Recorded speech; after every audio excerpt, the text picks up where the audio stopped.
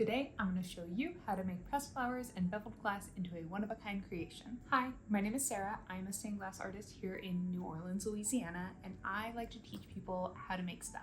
If you saw my previous video about how to put pressed flowers in stained glass, this video is like an upgraded version of that process. So what is beveled glass? Beveled glass is usually clear pieces of glass with beveled or angled edges.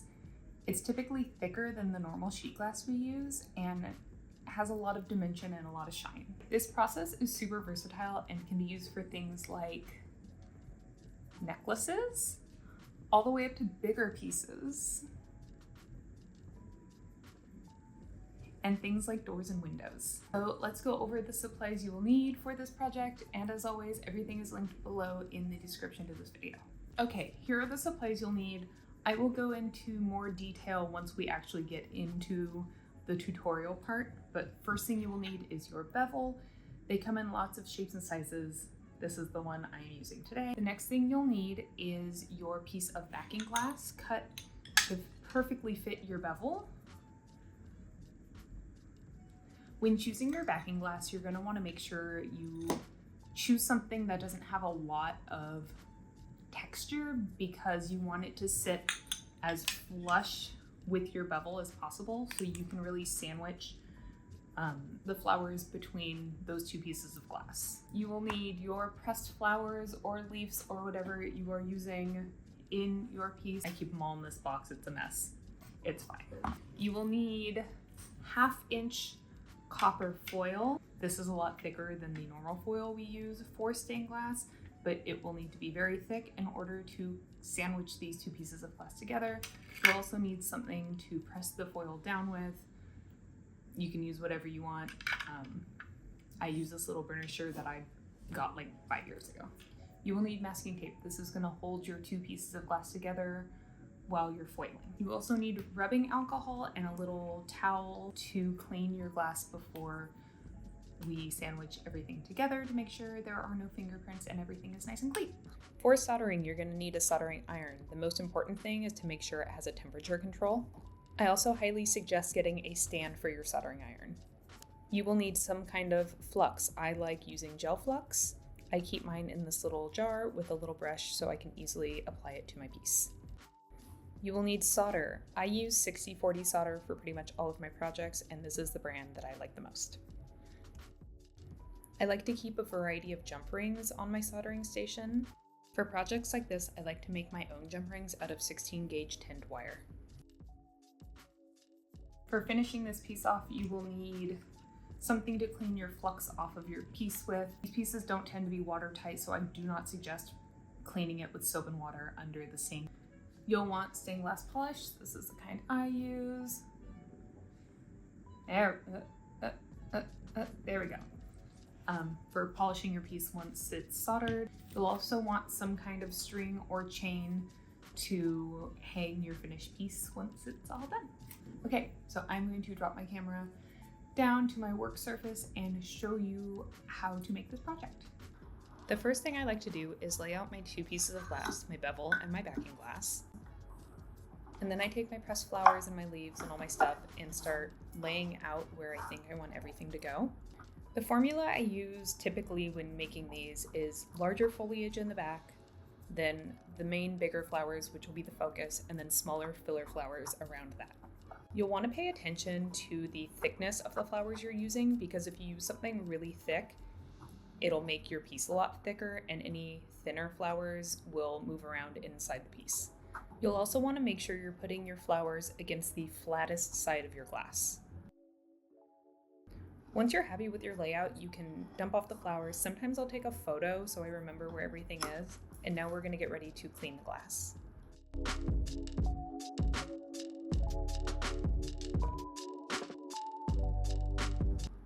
Now you'll get your tea towel and your rubbing alcohol and get ready to wipe everything down. You're going to wipe down the flat surface of your backing glass where the flowers are going to be. Make sure you also get the edges. You're then going to wipe down the flat side of your bevel and the edges of that as well. Now it's time to put all of your flowers and foliage back in place.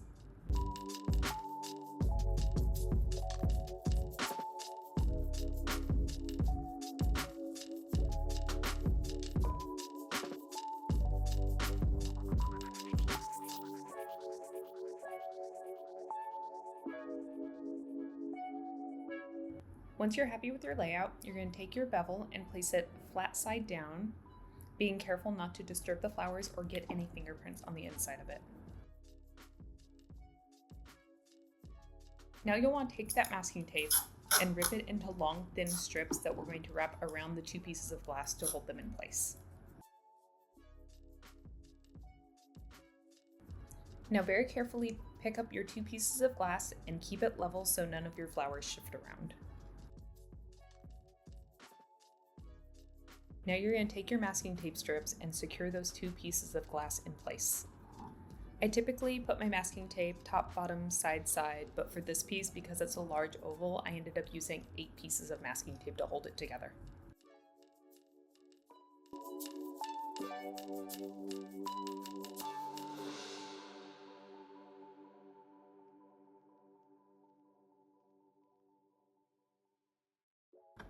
Now it's time to foil our piece. Before I get started, I like to pull out a length of foil so I have some room to work with. I will unstick the very end and then stick that piece to where I want to start on my bevel. Make sure your foil is as perfectly centered as you can get it on your two pieces of glass. When I first start foiling, I like to use my work surface to hold the foil in place, and then I'll switch off, removing a piece of masking tape and then rolling the foil along the edge of my bevel.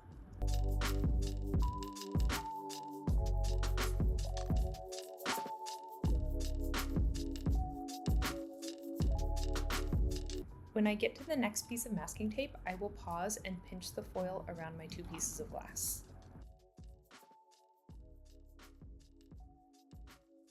This will hold the two pieces of glass together and sort of mimic what the masking tape was doing.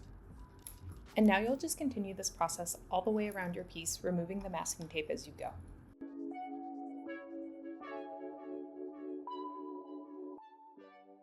One of my biggest tips for making sure that your piece stays tightly together is making sure one of your hands is always pinching those two pieces of glass together while your other hand does the foiling. You'll also want to make sure you have a little bit of tension on that copper foil so you don't get any bumps or wrinkles along the edge.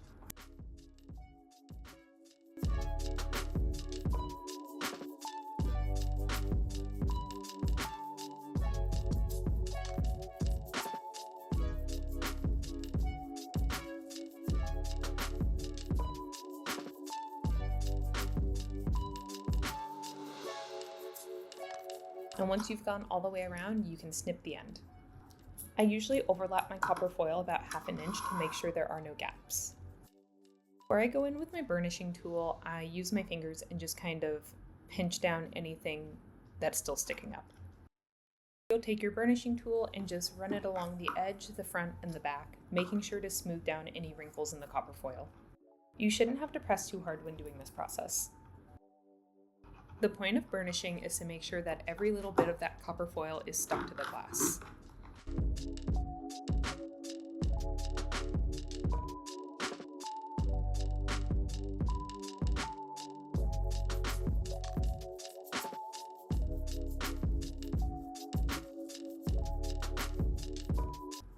And this is an optional step. I don't do this with all of my pieces, but sometimes I like to go through with an X-Acto knife, and if the thickness of the copper foil is uneven, I'll go ahead and trim it back.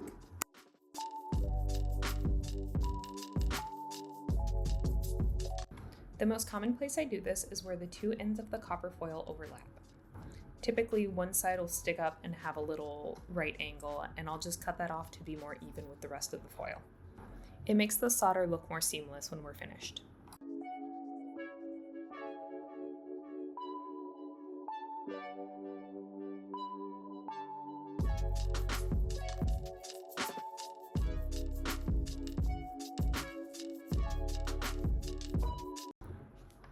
Okay, so now it's time to solder.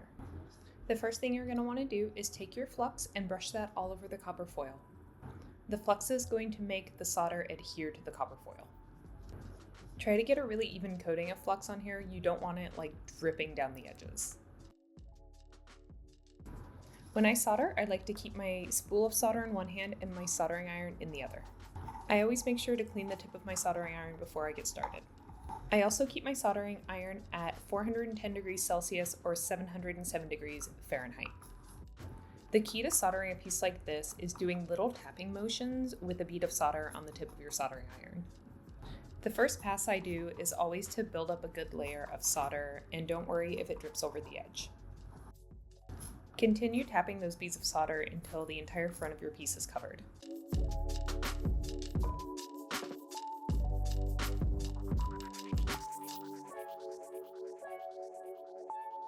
You'll repeat the same process on the back side of your piece.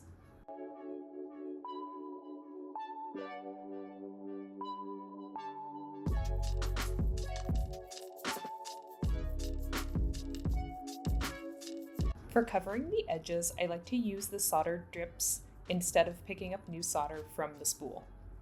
And it'll be the same process as before, where you take your soldering iron and tap those little solder drops.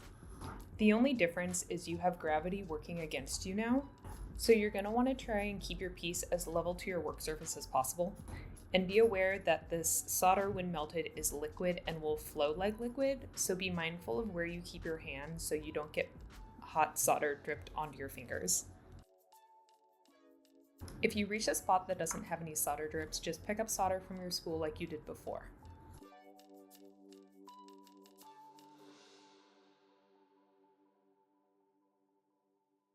When drips fall off of my piece, I like to pick them up and use them so nothing gets wasted.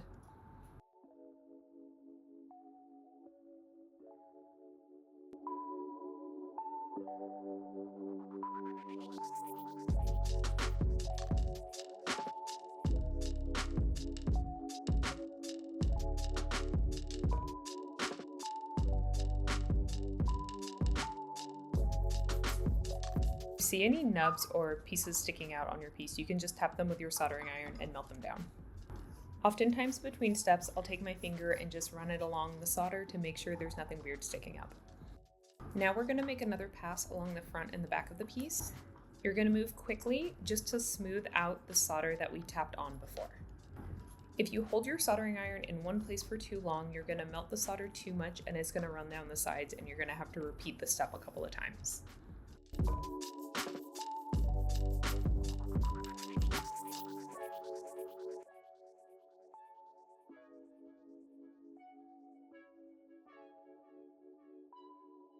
Sometimes after this step, I'll see a couple spots that look a little bit thin, so I'll just go around and add more solder to those spots.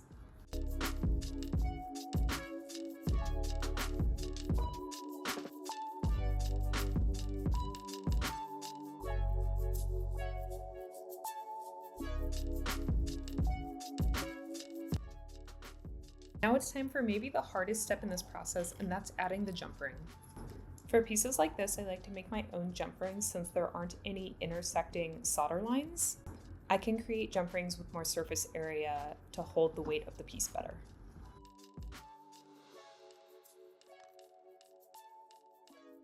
When I first tack solder the jump ring on, I like to prop my piece upright so I have a better angle to work with. Don't forget to brush flux onto your jump ring before you start. Now, holding your jump ring with a pair of tweezers or pliers, you're going to take a single little drop of solder and just tack this onto the top of your piece. You really only need enough solder to hold this in place so you can move it around and solder it from different angles.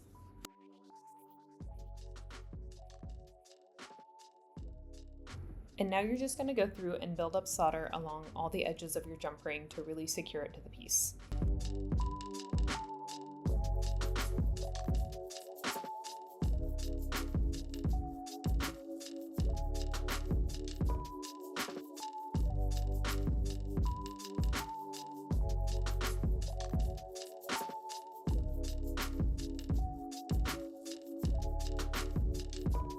So this step can take a while and can be kind of frustrating, so just keep your soldering iron moving. You can always go back and add solder and smooth things and fix things as you go.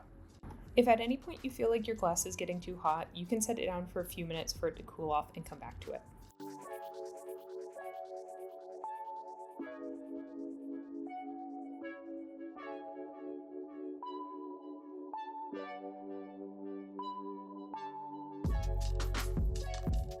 Again, I like to run my finger over the piece to make sure there's no sharp pieces sticking up.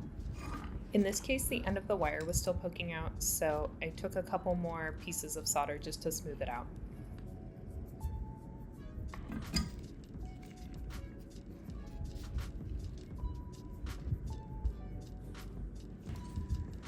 Gotta clean our piece. Take your Kwik clean, spritz your glass, and then use a paper towel to wipe off all of the flux.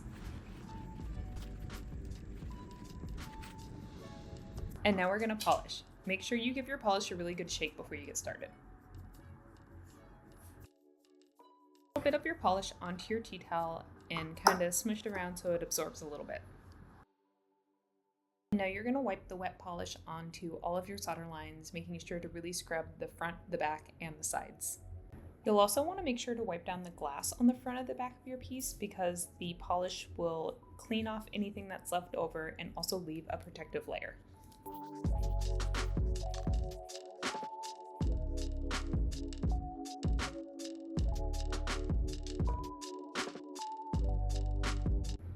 And now you'll let it sit for a few minutes so that polish can dry. When your polish is completely dry, it'll look a little bit cloudy and a little bit chalky, and then you can take your tea towel, make sure to use a clean part, and just scrub all of that dried polish off of your piece.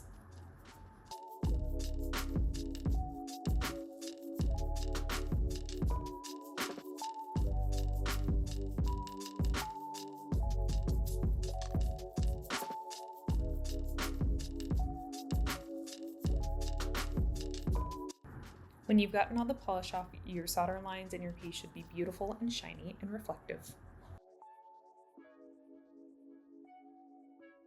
And for the very last step, you'll attach whatever cord or chain you have chosen to finish your piece.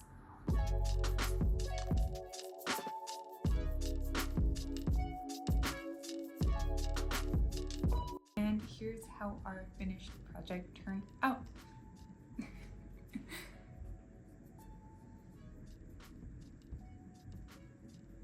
I think these are absolutely beautiful and are one of my favorite things to make and one of my best-selling things at Art Market. So I hope you enjoyed this video and go forth and make lots of beautiful creations. As always, if you have any questions, drop them in the comments. I do my best to reply to everything. If you want to see more videos like this and other stained glass tutorials, feel free to subscribe to my page, give this video a thumbs up, and until next time, bye!